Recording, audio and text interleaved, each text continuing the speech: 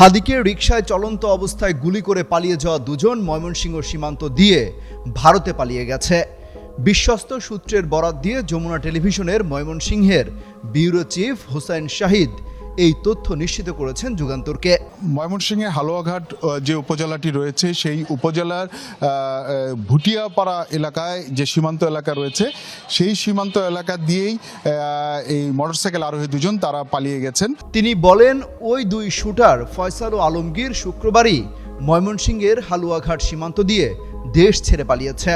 তিনি জানান, ময়মনসিংহের হালুয়াঘাট যে উপজেলাটি রয়েছে সেই উপজেলার ভুটিয়াপাড়া এলাকায় যে সীমান্ত এলাকা রয়েছে সেই সীমান্ত এলাকা দিয়েই মোটরসাইকেল আরোহী দুজন তারা পালিয়ে গেছেন। তিনি জানতে পেরেছেন তারা শুক্রবার ঘটনার পরপর প্রথমে মিরপুর থেকে আশুলিয়া হয়ে গাজীপুর হয়ে ময়মনসিংহে ঢোকেন একটি প্রাইভেট কারে।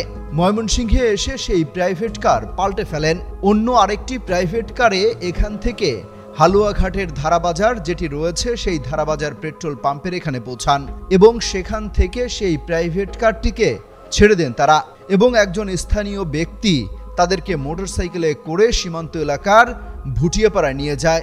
শুক্রবার দিন ঘটনার পরপর প্রথমে মিরপুর থেকে আশুলিয়া হয়ে গাজীপুর হয়ে ময়মনসিংহে একটি প্রাইভেট কার যোগে আসেন।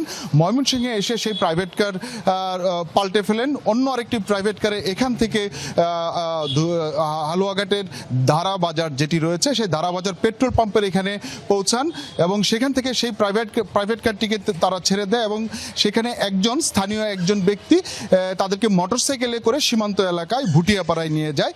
যিনি এই মোটরসাইকেলে করে তাদের দুজনকে সীমান্ত এলাকায় নিয়ে গেছেন তিনি এখনো পুলিশের হাতে ধরা পড়েননি। তবে সেই সীমান্ত এলাকায় অবস্থান করা অন্য যে দুজন ছিলেন সেই দুজনকে পুলিশ গ্রেপ্তার করেছে। তাদের কাছ থেকে তথ্য সংগ্রহ করার চেষ্টা করছে। সূত্র জানিয়েছে তাদের যখন ভারত সীমান্ত পার করে দেওয়া হয় সেখান থেকে তাদের আরেকজনকে রিসিভ করে নিয়ে যায়।